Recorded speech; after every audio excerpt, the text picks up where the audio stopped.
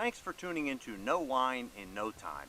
I'm your host, Dave, and today we took a trip up into the rainforest to pick some fresh mangoes. I'll tell you what, there's nothing better than a mango ripened on the tree, picked fresh, cut fresh, and really delicious to enjoy. So you're probably sitting back thinking, well, Dave, what do mangoes and what does the rainforest have to do with wine? Well, it gives us the opportunity to talk about a really special, but in this particular climate, an ironic wine, and that's one called ice wine. So when we think about the term ice wine, in different parts of the world, we might see it called glacier, we also might see it called Eiswein or ice wine. And unlike late harvest or botrytis type of dessert wines, this one's uniquely different.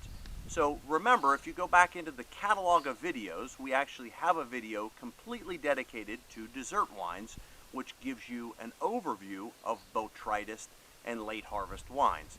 So today we're going to focus on just the ice wine portion. So with botrytis wines and with late harvest, we allow the grapes to hang on the vines for long periods of time. Well, ice wine takes that a step further. So these grapes must hang on the vine by law until we have a 24-hour period where the temperature is below -8 degrees Celsius.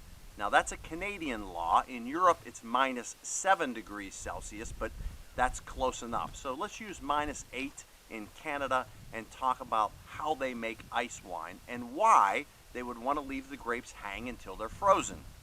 So think about a grape.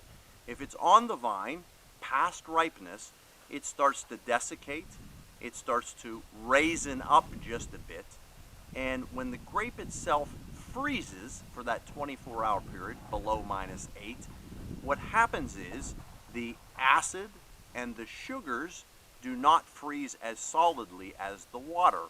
So these grapes are picked frozen, usually at night, and then pressed while they're still frozen.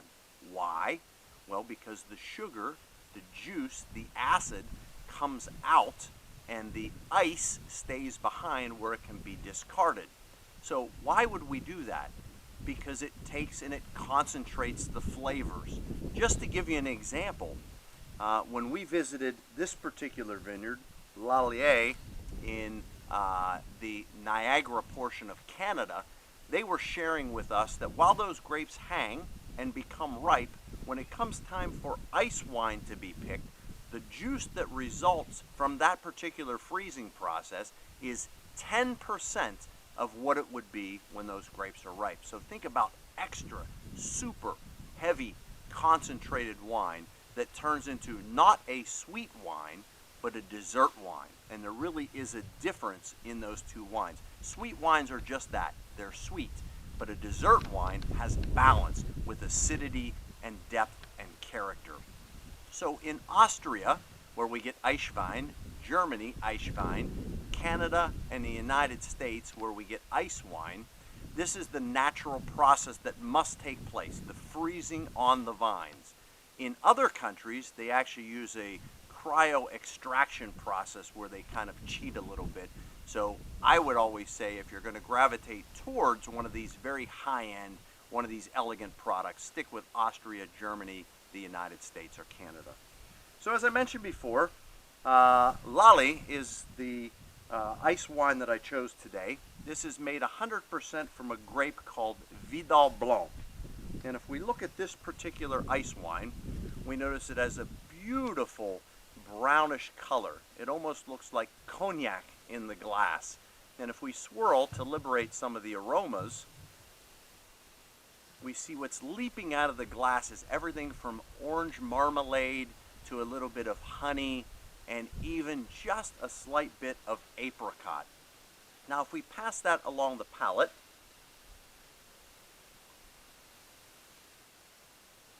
wow, the first thing that we notice is an extremely intense flavor of everything from butterscotch to orange rind to just a little bit of peaches and really even slightly a little bit of a mango overtone. So that's why we bring in the mangoes again. One of the most beautiful pairings for an ice wine is either light cheeses or also fresh fruit. So I'm going to enjoy a little bit of this mango with my ice wine, and I ask you to come back next time, because soon you'll know wine in no time.